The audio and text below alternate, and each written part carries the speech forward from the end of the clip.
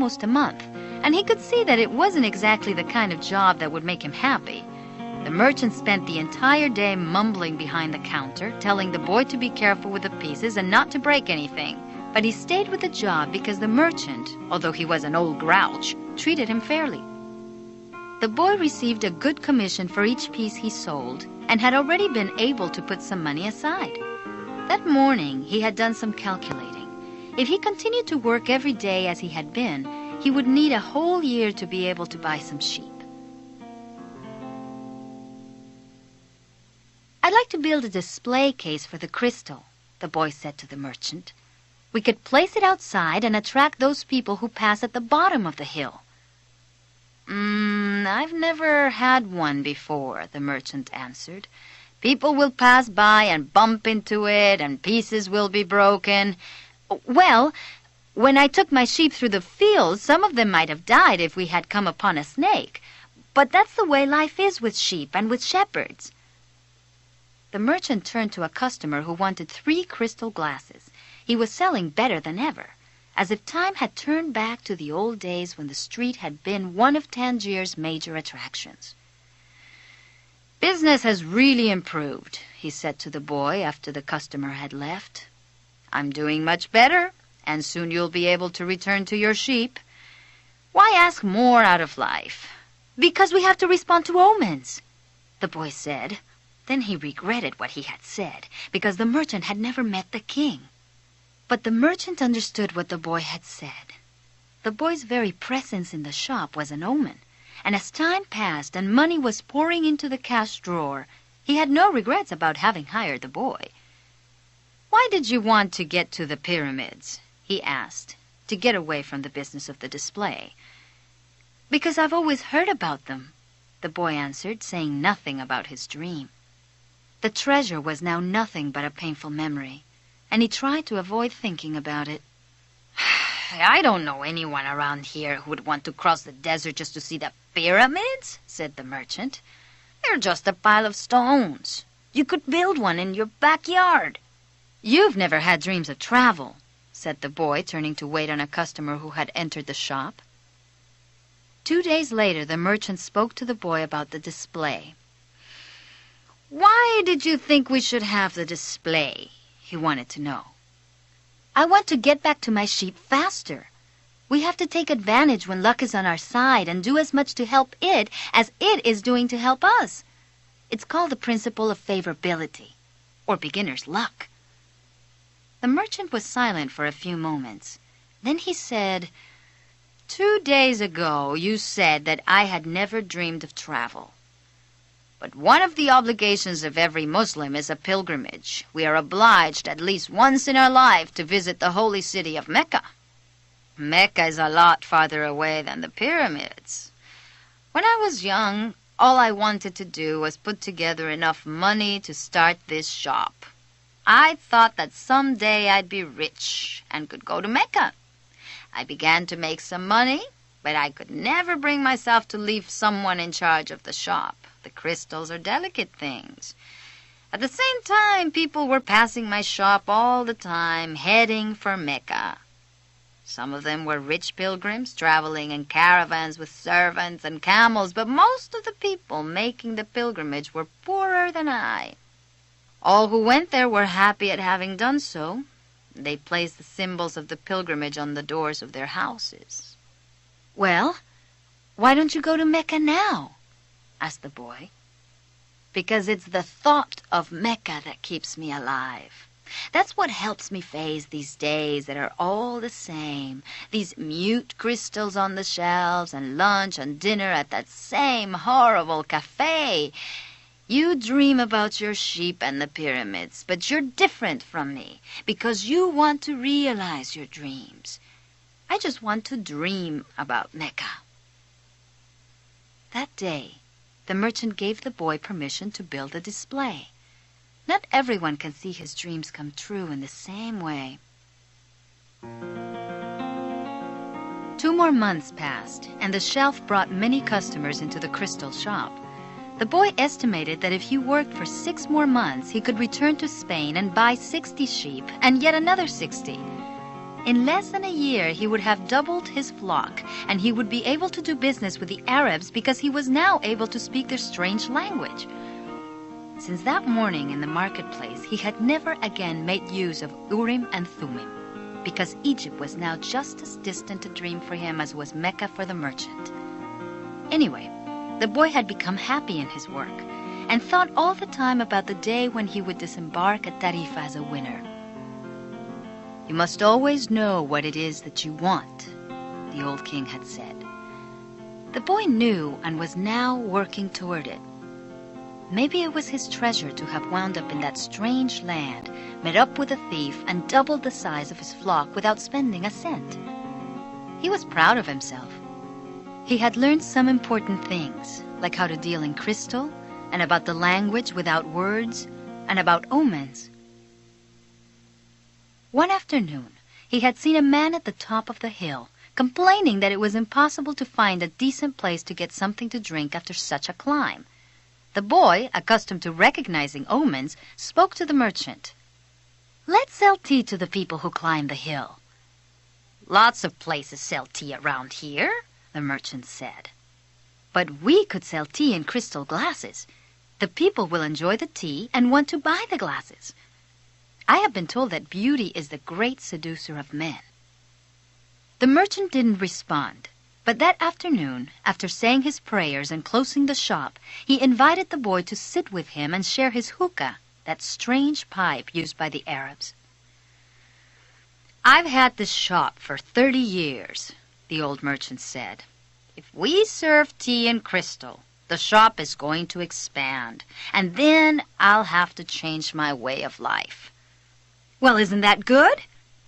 "Nah, I'm already used to the way things are. The shop is exactly the size I always wanted it to be. I don't want anything else in life. But you are forcing me to look at wealth and at the horizons I have never known. Now that I have seen them, and now that I see how immense my possibilities are, I'm going to feel worse than I did before you arrived. Because I know the things I should be able to accomplish, and I don't want to do so." They went on smoking the pipe for a while as the sun began to set. "Maktoba," the merchant said finally. "What does that mean?" "Oh, you would have to have been born an Arab to understand," he answered. "But in your language it would be something like, it is written." And as he smothered the coals in the hookah, he told the boy that he could begin to sell tea in the crystal glasses. Sometimes there's just no way to hold back the river.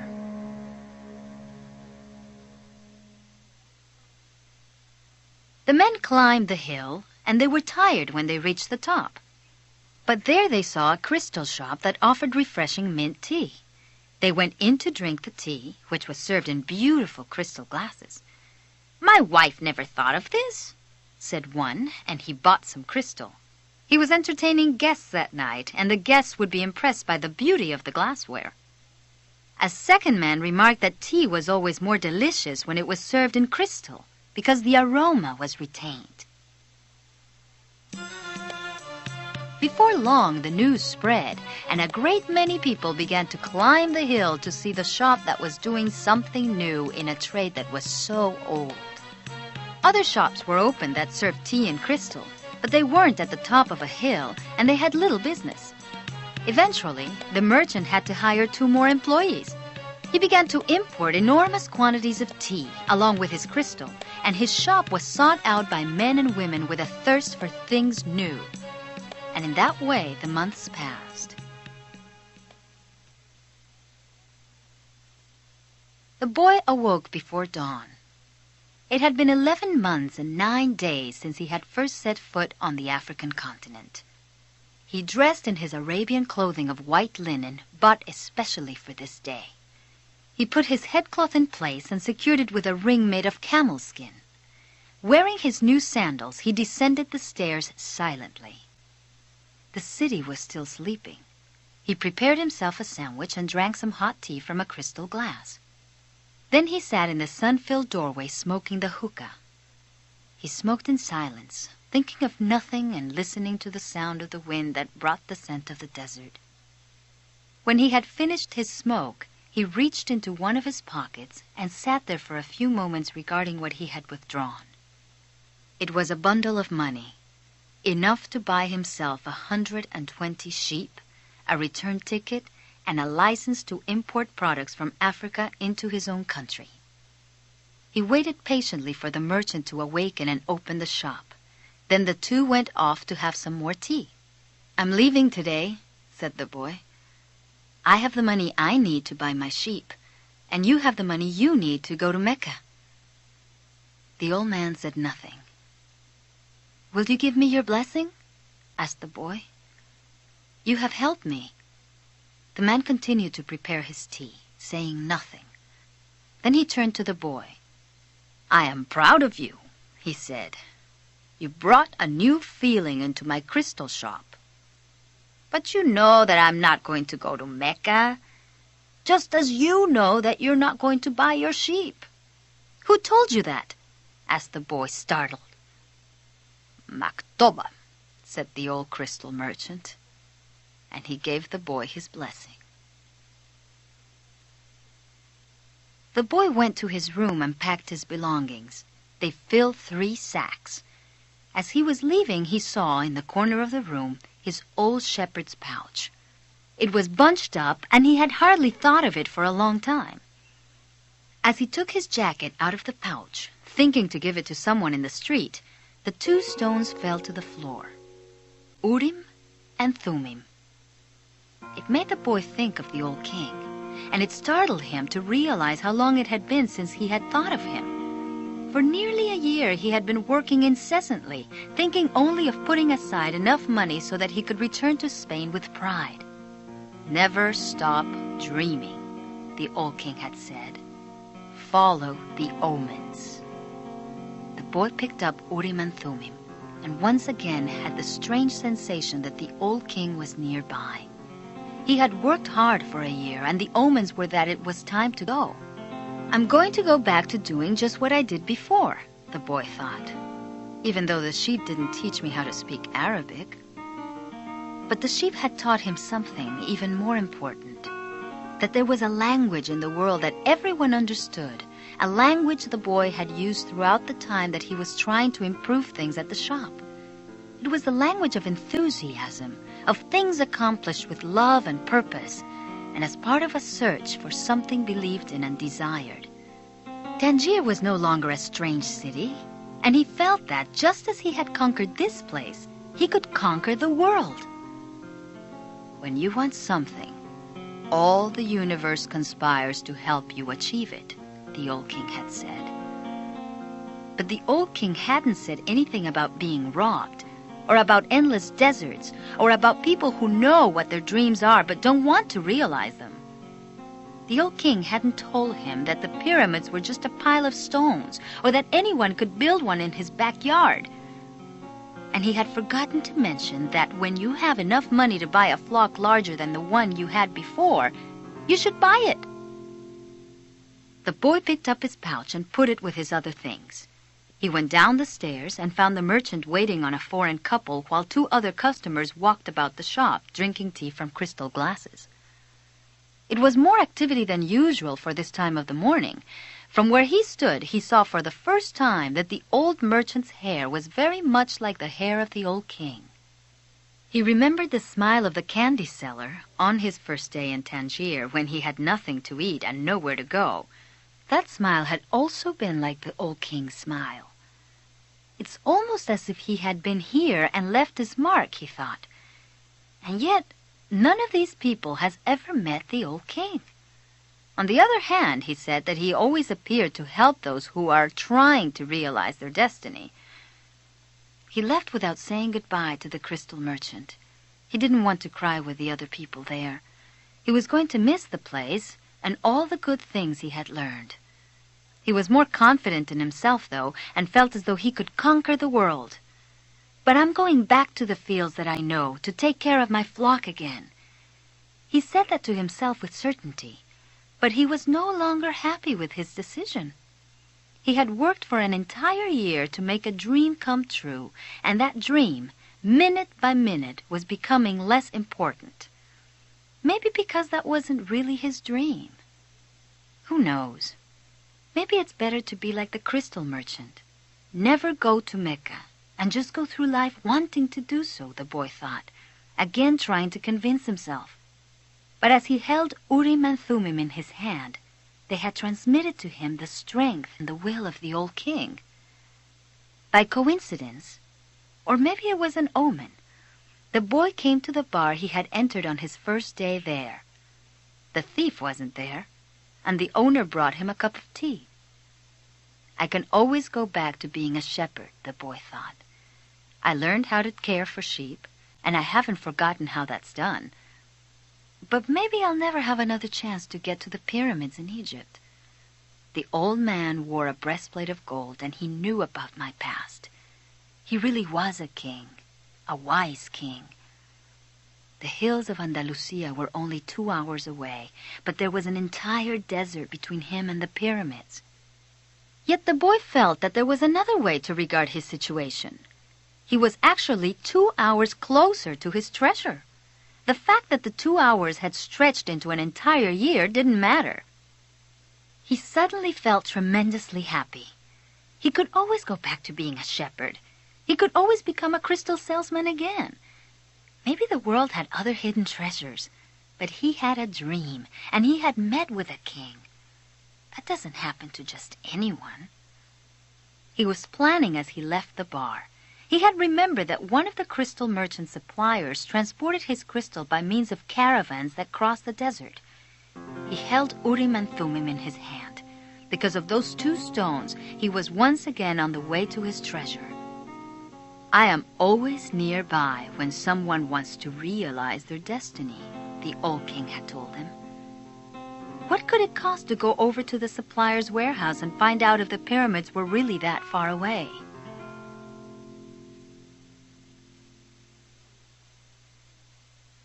The Englishman was sitting on a bench in a structure that smelled of animals, sweat, and dust.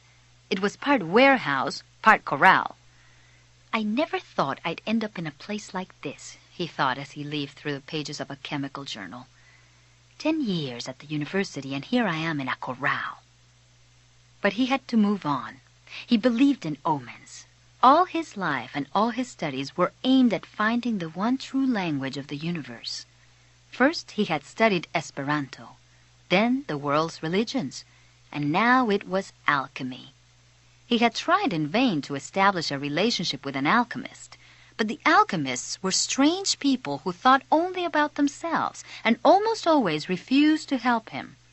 He had already spent much of the fortune left to him by his father fruitlessly seeking the philosopher's stone. He had spent enormous amounts of time at the great libraries of the world and had purchased all the rarest and most important volumes on alchemy. In one he had read that many years ago a famous Arabian alchemist had visited Europe.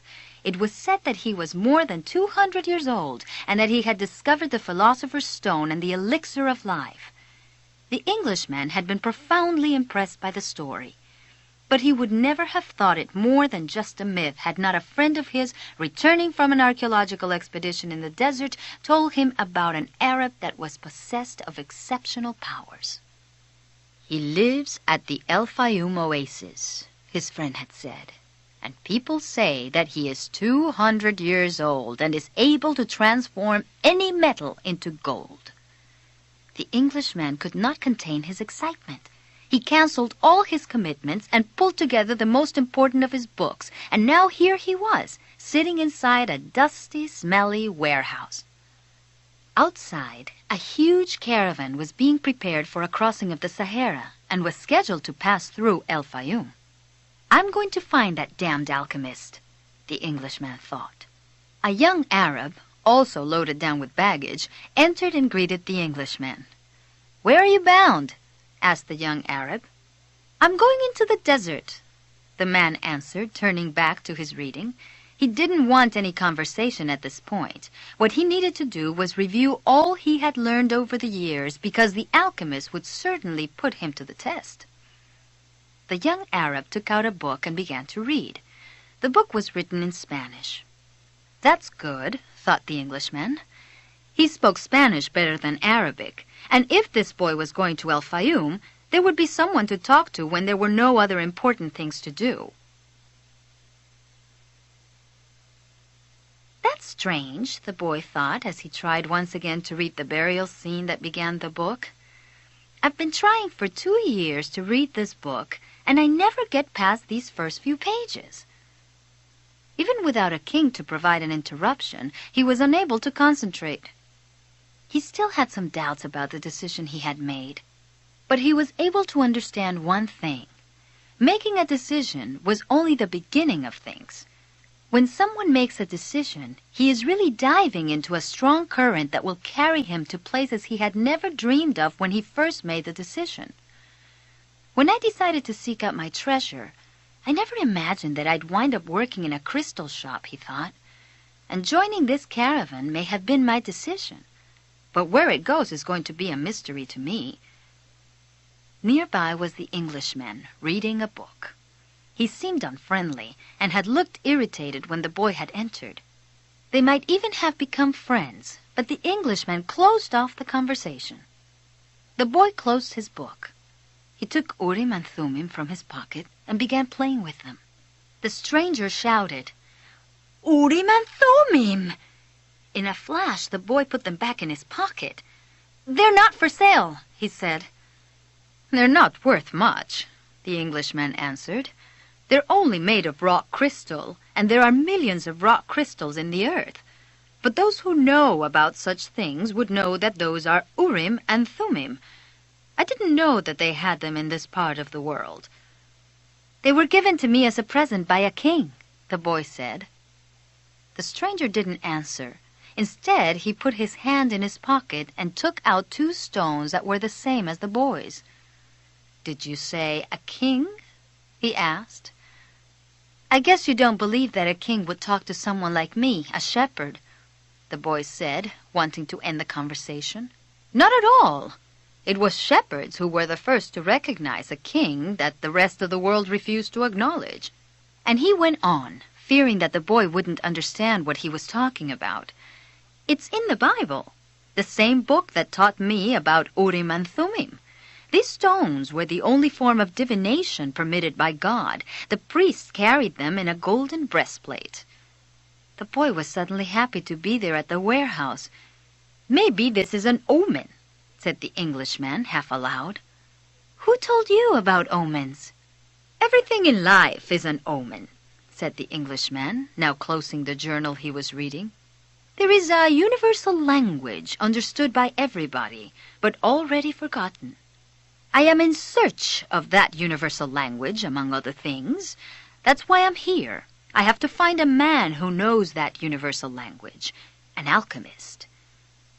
The conversation was interrupted by the warehouse boss. "You're in luck, you two," the fat Arab said. "There's a caravan leaving today for El Fayum." "But I'm going to Egypt," the boy said.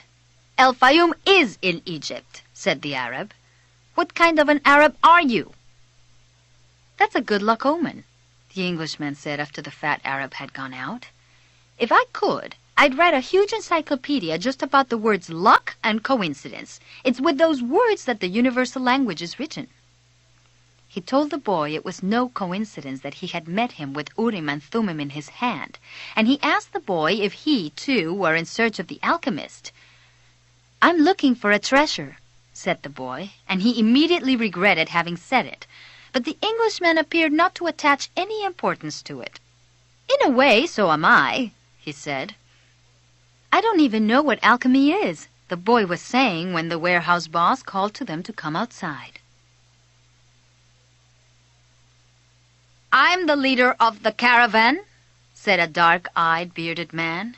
"I hold the power of life and death for every person I take with me. The desert is a capricious lady, and sometimes she drives men crazy." There were almost 200 people gathered there, and 400 animals, camels, horses, mules, and fowl. In the crowd were women, children, and a number of men with swords at their belts and rifles slung on their shoulders. The Englishman had several suitcases filled with books. "There are a lot of different people here," and each has his own God, but the only God I serve is Allah, and in His name I swear that I will do everything possible once again to win out over the desert. But I want each and every one of you to swear by the God you believe in that you will follow my orders no matter what. In the desert, disobedience means death." There was a murmur from the crowd. Each was swearing quietly to his or her own God. The boy swore to Jesus Christ. The Englishman said nothing, and the murmur lasted longer than a simple vow would have. The people were also praying to heaven for protection. A long note was sounded on a bugle, and everyone mounted up. The boy and the Englishman had bought camels and climbed uncertainly onto their backs. The boy felt sorry for the Englishman's camel, loaded down as he was with the cases of books. "There's no such thing as coincidence," said the Englishman, picking up the conversation where it had been interrupted in the warehouse. "I'm here because a friend of mine heard of an Arab who—" But the caravan began to move, and it was impossible to hear what the Englishman was saying. The boy knew what he was about to describe, though. The mysterious chain that links one thing to another. The same chain that had caused him to become a shepherd, that had caused his recurring dream, that had brought him to a city near Africa to find a king and to be robbed. The closer one gets to realizing his destiny, the more that destiny becomes his true reason for being, thought the boy. The caravan moved toward the east. It traveled during the morning, halted when the sun was at its strongest, and resumed late in the afternoon. The boy spoke very little with the Englishman, who spent most of his time with his books. The boy observed in silence the progress of the animals and people across the desert. Now, everything was quite different from how it was that day they had set out. Then there had been confusion and shouting, the cries of children and the whinnying of animals, all mixed with the nervous orders of the guides and the merchants. But in the desert, there was only the sound of the eternal wind and of the hoofbeats of the animals. Even the guides spoke very little to one another. "I've crossed these sands many times," said one of the camel drivers one night. "But the desert is so huge and the horizon so distant that they make a person feel small, as if he should remain silent." The boy understood intuitively what the camel driver meant, even without ever having set foot in the desert before. Whenever he saw the sea or a fire, he felt silent, impressed by their elemental force. "I've learned things from the sheep, and I've learned things from crystal," he thought. "I can learn something from the desert, too. It seems old and wise." The wind never stopped, and the boy remembered the day he had sat at the fort in Tarifa with this same wind blowing in his face. It reminded him of the wool from his sheep who were now seeking food and water in the fields of Andalusia as they always had. "They're not my sheep anymore," he said to himself without nostalgia. "They must be used to their new shepherd and have probably already forgotten me. That's good. Creatures like the sheep that are used to traveling know about moving on." He thought of the merchant's daughter and was sure that she had probably married, perhaps to a baker or to another shepherd who could read and could tell her exciting stories. After all, he probably wasn't the only one. But he was excited at his intuitive understanding of the camel driver's comment. Maybe he was also learning the universal language that deals with the past and the present of all people. Hunches, his mother used to call them. The boy was beginning to understand that intuition is really a sudden immersion of the soul into the universal current of life, where the histories of all people are connected and we are able to know everything because it's all written there. "Maktob," the boy said, remembering the crystal merchant. The desert was all sand in some stretches and rocky in others. When the caravan was blocked by a boulder, it had to go around it. If there was a large rocky area, they had to make a major detour. In some places, the ground was covered with the salt of dried-up lakes. The animals balked at such places, and the camel drivers were forced to dismount and unburden their charges. The drivers carried the freight themselves over such treacherous footing and then reloaded the camels. But all this happened for one basic reason. No matter how many detours and adjustments it made, the caravan moved toward the same compass point. Once obstacles were overcome, it returned to its course, sighting on a star that indicated the location of the oasis. When the people saw that star shining in the morning sky, they knew that they were on the right course toward water, palm trees, shelter, and other people. Sometimes their caravan met with another. One always had something that the other needed, as if everything were indeed written by one hand. As they sat around the fire, the camel drivers exchanged information about windstorms and told stories about the desert. At other times, mysterious hooded men would appear. They were Bedouins who did surveillance along the caravan route. They provided warnings about thieves and barbarian tribes. They came in silence and departed the same way, dressed in black garments that showed only their eyes. One night, a camel driver came to the fire where the Englishman and the boy were sitting. "There are rumors of tribal wars," he told them. The three fell silent. The boy noted that there was a sense of fear in the air, even though no one said anything. Once again he was experiencing the language without words, the universal language. The Englishman asked if they were in danger. "Once you get into the desert, there's no going back," said the camel driver. "And when you can't go back, you have to worry only about the best way of moving forward. The rest is up to Allah, including the danger." And he concluded by saying the mysterious word, Maktub. "You should pay more attention to the caravan," the boy said to the Englishman after the camel driver had left. "We make a lot of detours, but we're always heading for the same destination." "And you ought to read more about the world," answered the Englishman. "Books are like caravans in that respect." The immense collection of people and animals began to travel faster. The days had always been silent, but now even the nights, when the travelers were accustomed to talking around the fires, had also become quiet. And one day the leader of the caravan made the decision that the fire should no longer be lighted, so as not to attract attention to the caravan. The travelers adopted the practice of arranging the animals in a circle at night, sleeping together in the center as protection against the nocturnal cold, and the leader posted armed sentinels at the fringes of the group. The Englishman was unable to sleep one night. He called to the boy, and they took a walk along the dunes surrounding the encampment.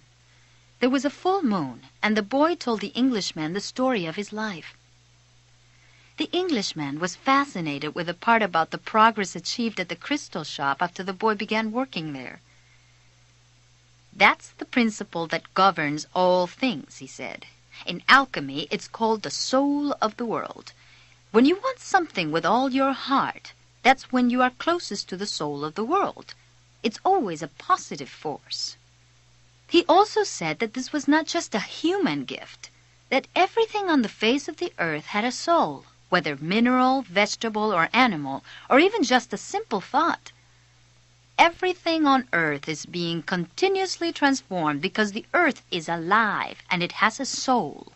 We are part of that soul, so we rarely recognize that it is working for us. But in the crystal shop, you probably realize that even the glasses were collaborating in your success. The boy thought about that for a while as he looked at the moon and the bleached sands. "I have watched the caravan as it crossed the desert," he said. "The caravan and the desert speak the same language, and it's for that reason that the desert allows the crossing. It's going to test the caravan's every step to see if it's in time, and if it is, we will make it to the oasis." The Englishman said, "I'd better pay more attention to the caravan." "And I'd better read your books," said the boy. They were strange books. They spoke about Mercury, salt, dragons, and kings, and he didn't understand any of it. But there was one idea that seemed to repeat itself throughout all the books. all things are the manifestation of one thing only. In one of the books, he learned that the most important text in the literature of alchemy contained only a few lines and had been inscribed on the surface of an emerald. "It's the emerald tablet," said the Englishman, proud that he might teach something to the boy. "Well then, why do we need all these books?" the boy asked. "So that we can understand those few lines," the Englishman answered, without appearing really to believe what he had said. The book that most interested the boy told the stories of the famous alchemists. They were men who had dedicated their entire lives to the purification of metals in their laboratories. They believed that if a metal were heated for many years, it would free itself of all its individual properties, and what was left would be the soul of the world. This soul of the world allowed them to understand anything on the face of the earth, because it was the language with which all things communicated. They called that discovery the master work. It was part liquid and part solid. "Can't you just observe men and omens in order to understand the language?" the boy asked. "You have a mania for simplifying everything," answered the Englishman, irritated. "Alchemy is a serious discipline. Every step has to be followed exactly as it was followed by the masters." The boy learned that the liquid part of the master work was called the elixir of life, and that it cured all illnesses. It also kept the alchemists from growing old. And the solid part was called the philosopher's stone. "It's not easy to find the philosopher's stone," said the Englishman. "The alchemists spent years in their laboratories observing the fire that purified the metals. They spent so much time close to the fire that gradually they gave up the vanities of the world. They discovered that the purification of the metals had led to a purification of themselves."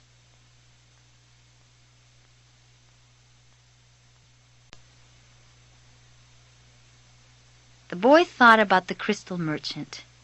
He had said that it was a good thing for the boy to clean the crystal pieces so that he could free himself from negative thought. "Also," said the Englishman, "the philosopher's stone has a fascinating property. A small sliver of the stone can transform large quantities of metal into gold." Having heard that, the boy became even more interested in alchemy. He thought that, with some patience, he'd be able to transform everything into gold. He read the lives of the various people who had succeeded in doing so: Helvetius, Elias, Fulcanelli, and Geber. They were fascinating stories. Each of them lived out his destiny to the end. They traveled, spoke with wise men, performed miracles for the incredulous, and owned the philosopher's stone and the elixir of life.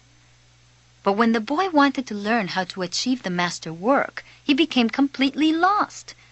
They were just drawings, coded instructions, and obscure texts. "Why do they make things so complicated?" he asked the Englishman one night. "So that those who have the responsibility for understanding can understand," he said. "Imagine if everyone went around transforming lead into gold. Gold would lose its value. It's only those who are persistent and willing to study things deeply who achieve the master work." The Englishman said that for the past few days he had been paying attention to how the caravan operated, but that he hadn't learned anything new. The only thing he had noticed was that talk of war was becoming more and more frequent. One day the boy returned the books to the Englishman. "Did you learn anything?" the Englishman asked, eager to hear what it might be. He needed someone to talk to so as to avoid thinking about the possibility of war. "I learned that the world has a soul, and that whoever understands that soul can also understand the language of things. I learned that many alchemists realized their destinies and wound up discovering the soul of the world, the philosopher's stone, and the elixir of life. But above all, I learned that these things are all so simple that they could be written on the surface of an emerald." The boy went back to contemplating the silence of the desert and the sand raised by the animals. Everyone has his or her own way of learning things, he said to himself. His way isn't the same as mine, nor mine as his. But we're both in search of our destinies, and I respect him for that. The caravan began to travel day and night. The hooded Bedouins reappeared more and more frequently, and the camel driver, who had become a good friend of the boys, explained that the war between the tribes had already begun. The animals were exhausted, and the men talked among themselves less and less. The silence was the worst aspect of the night, when the mere groan of a camel, which before had been nothing but the groan of a camel, now frightened everyone because it might signal a raid. The camel driver, though, seemed not to be very concerned with the threat of war. "I'm alive," he said to the boy as they ate a bunch of dates one night with no fires and no moon. "When I'm eating, that's all I think about. If I'm on the march, I just concentrate on marching. If I have to fight, it will be just as good a day to die as any other. Because I don't live in either my past or my future. I'm interested only in the present. If you can concentrate always on the present, you'll be a happy man. You'll see that there is life in the desert, that there are stars in the heavens, and that tribesmen fight because they are a part of the human race." 2 nights later, as he was getting ready to bed down, the boy looked for the star they followed every night. He thought that the horizon was a bit lower than it had been, because he seemed to see stars on the desert itself. "It's the oasis," said the camel driver.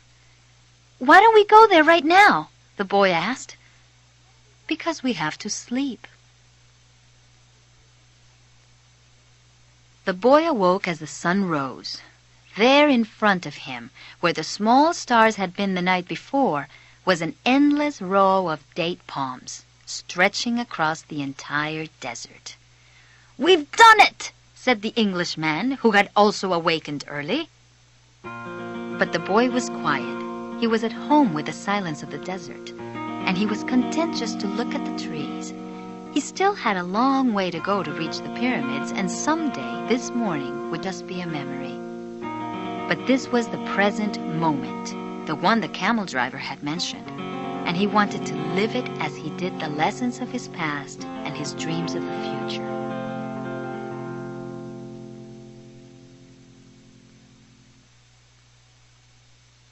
The times rush past, and so do the caravans, thought the alchemist as he watched the hundreds of people and animals arriving at the oasis. He always enjoyed seeing the happiness that the travelers experienced when, after weeks of yellow sand and blue sky, they first saw the green of the date palms. Maybe God created the desert so that man could appreciate the date trees, he thought. He decided to concentrate on more practical matters. He knew that in the caravan there was a man to whom he was to teach some of his secrets. The omens had told him so. He didn't know the man yet, but his practiced eye would recognize him when he appeared. The boy couldn't believe what he was seeing. The oasis, rather than being just a well surrounded by a few palm trees, as he had seen once in a geography book, was much larger than many towns back in Spain. There were 300 wells, 50,000 date trees, and innumerable colored tents spread among them. They were surrounded by children, curious to look at the animals and people that were arriving. The men of the oasis wanted to know if they had seen any fighting, and the women competed with one another for access to the cloth and precious stones brought by the merchants. The silence of the desert was a distant dream. The travelers in the caravan were talking incessantly, laughing and shouting as if they had emerged from the spiritual world and found themselves once again in the world of people. They had been taking careful precautions in the desert, but the camel driver explained to the boy that oases were always considered to be neutral territories because the majority of the inhabitants were women and children. There were oases throughout the desert, but the tribesmen fought in the desert, leaving the oases as places of refuge. With some difficulty, the leader of the caravan brought all his people together and gave them his instructions. The group was to remain there at the oasis until the conflict between the tribes was over. Since they were visitors, they would have to share living space with those who lived there and would be given the best accommodations. That was the law of hospitality. Then he asked that everyone, including his own sentinels, hand over their arms to the men appointed by the tribal chieftains. "Those are the rules of war," the leader explained. "The oases may not shelter armies or troops." That first day, everyone slept from exhaustion, including the Englishman. The boy was assigned a place far from his friend, in a tent with 5 other young men of about his age. They were people of the desert, and clamored to hear his stories about the great cities. The next day, the Englishman came into the tent. "I need you to help me find out where the alchemist lives." First, they tried to find him on their own. An alchemist would probably live in a manner that was different from that of the rest of the people at the oasis, and it was likely that in his tent an oven was continuously burning. They searched everywhere and found that the oasis was much larger than they could have imagined. There were hundreds of tents. The boy approached a woman who had come to the well to fill a goatskin with water. "Good afternoon, ma'am. I'm trying to find out where the alchemist lives here at the oasis." The woman said that she had never heard of such a person and hurried away. But before she fled, she advised the boy that he had better not try to converse with women who were dressed in black, because they were married women. He should respect tradition. After a while, a young woman approached who was not dressed in black. She had a vessel on her shoulder and her head was covered by a veil, but her face was uncovered. The boy approached her to ask about the alchemist.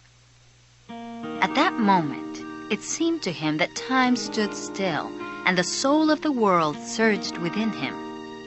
When he looked into her dark eyes and saw that her lips were poised between a laugh and silence, he learned the most important part of the language that all the world spoke, the language that everyone on earth was capable of understanding in their heart. It was love, something older than humanity, more ancient than the desert, something that exerted the same force whenever 2 pairs of eyes met as had theirs here at the well. She smiled, and that was certainly an omen, the omen he had been awaiting, without even knowing he was, for all his life. What the boy felt at that moment was that he was in the presence of the only woman in his life, and that with no need for words, she recognized the same thing. He was more certain of it than of anything in the world. He had been told by his parents and grandparents that he must fall in love and really know a person before becoming committed. But maybe people who felt that way had never learned the universal language, because when you know that language, it's easy to understand that someone in the world awaits you, whether it's in the middle of the desert or in some great city. And when 2 such people encounter each other and their eyes meet, the past and the future become unimportant. There is only that moment and the incredible certainty that everything under the sun has been written by one hand only. Maktuba, thought the boy. The Englishman shook the boy. "Come on, ask her." The boy stepped closer to the girl, and when she smiled, he did the same. "What's your name?" he asked. "Fatma," the girl said, averting her eyes. "That's what some women in my country are called." "It's the name of the Prophet's daughter," Fatma said. "The invaders carried the name everywhere." The beautiful girl spoke of the invaders with pride.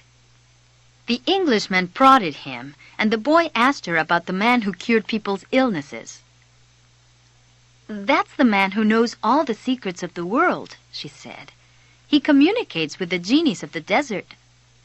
The genies were the spirits of good and evil, and the girl pointed to the south, indicating that it was there the strange man lived.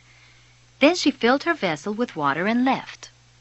The Englishman vanished too, gone to find the alchemist, and the boy sat there by the well for a long time, remembering that one day in Tarifa the Levanter had brought to him the perfume of that woman, and realizing that he had loved her before he even knew she existed.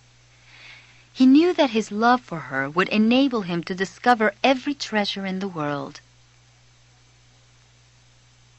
The next day, the boy returned to the well, hoping to see the girl. To his surprise, the Englishman was there, looking out at the desert. "I waited all afternoon and evening," he said. "He appeared with the first stars of evening. I told him what I was seeking, and he asked me if I had ever transformed lead into gold. I told him that was what I had come here to learn. He told me I should try to do so. That's all he said. Go and try." The boy didn't say anything. The poor Englishman had traveled all this way only to be told that he should repeat what he had already done so many times. "So then try," he said to the Englishman. "That's what I'm going to do. I'm going to start now." As the Englishman left, Fatma arrived and filled her vessel with water. "I came to tell you just one thing," the boy said. "I want you to be my wife. I love you." The girl dropped the container and the water spilled. "I'm going to wait here for you every day. I have crossed the desert in search of a treasure that is somewhere near the pyramids, and for me the war seemed a curse. But now it's a blessing, because it brought me to you." "The war is going to end someday," the girl said. The boy looked around him at the date palms. He reminded himself that he had been a shepherd, and that he could be a shepherd again. Fatma was more important than his treasure. "The tribesmen are always in search of treasure," the girl said, as if she had guessed what he was thinking. "And the women of the desert are proud of their tribesmen." She refilled her vessel and left. The boy went to the well every day to meet with Fatma. He told her about his life as a shepherd, about the king, and about the crystal shop. They became friends, and except for the 15 minutes he spent with her, each day seemed that it would never pass. When he had been at the oasis for almost a month, the leader of the caravan called a meeting of all the people traveling with him. "We don't know when the war will end, so we can't continue our journey," he said. "The battles may last for a long time, perhaps even years. There are powerful forces on both sides, and the war is important to both armies. It's not a battle of good against evil. It's a war between forces that are fighting for the balance of power, and when that type of battle begins, it lasts longer than others because Allah is on both sides." The people went back to where they were living, and the boy went to meet with Fatma that afternoon. He told her about the morning's meeting. "The day after we met," Fatma said, "you told me that you loved me. Then you taught me something of the universal language and the soul of the world. Because of that, I have become a part of you."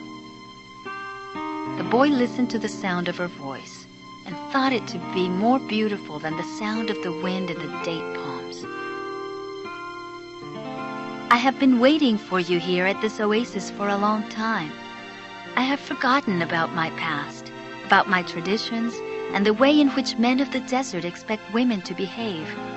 Ever since I was a child, I have dreamed that the desert would bring me a wonderful present. Now my present has arrived, and it's you." The boy wanted to take her hand, but Fatma's hands held to the handles of her jug. "You have told me about your dreams, about the old king and your treasure, and you told me about omens. So now I fear nothing, because it was those omens that brought you to me. And I am a part of your dream, a part of your destiny, as you call it. That's why I want you to continue toward your goal. If you have to wait until the war is over, then wait. But if you have to go before then, go on in pursuit of your dream. The dunes are changed by the wind, but the desert never changes. That's the way it will be with our love for each other." "Maktuba," she said. "If I am really a part of your dream, you'll come back one day." The boy went to look for the Englishman. He wanted to tell him about Fatma. He was surprised when he saw that the Englishman had built himself a furnace outside his tent.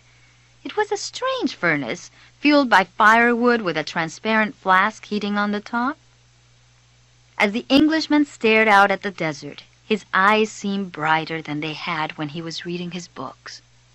"This is the first phase of the job," he said.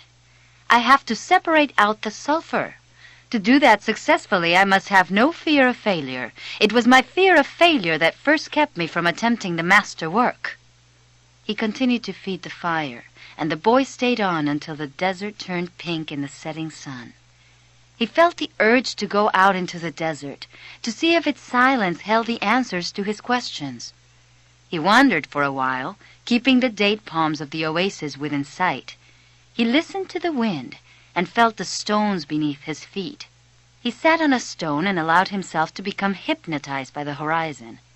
He tried to deal with the concept of love as distinct from possession and couldn't separate them. But Fatma was a woman of the desert, and if anything could help him to understand, it was the desert. As he sat there thinking, he sensed movement above him. Looking up, he saw a pair of hawks flying high in the sky. He watched the hawks as they drifted on the wind. Although their flight appeared to have no pattern, it made a certain kind of sense to the boy. It was just that he couldn't grasp what it meant. He felt sleepy. In his heart, he wanted to remain awake, but he also wanted to sleep. "I'm learning the language of the world, and everything in the world is beginning to make sense to me. Even the flight of the hawks," he said to himself. And in that mood, he was grateful to be in love. When you are in love, things make even more sense, he thought. Suddenly, one of the hawks made a flashing dive through the sky, attacking the other. As it did so, a sudden, fleeting image came to the boy. An army, with its swords at the ready, riding into the oasis. The vision vanished immediately, but it had shaken him. He had heard people speak of mirages, and he had already seen some himself. They were desires that, because of their intensity, materialized over the sands of the desert. But he certainly didn't desire that an army invade the oasis. He wanted to forget about the vision and return to his meditation. He tried again to concentrate on the pink shades of the desert and its stones. But there was something in his heart that wouldn't allow him to do so. "Always heed the omens," the old king had said. The boy recalled what he had seen in the vision and sensed that it was actually going to occur. He rose and made his way back toward the palm trees. Once again, he perceived the many languages in the things about him. This time, the desert was safe, and it was the oasis that had become dangerous. The camel driver was seated at the base of a palm tree, observing the sunset. He saw the boy appear from the other side of the dunes. "An army is coming," the boy said. "I had a vision." "The desert fills men's hearts with visions," the camel driver said. But the boy told him about the hawks, that he had been watching their flight and had suddenly felt himself to have plunged to the soul of the world. The camel driver understood what the boy was saying. He knew that any given thing on the face of the earth could reveal the history of all things. One could open a book to any page or look at a person's hand.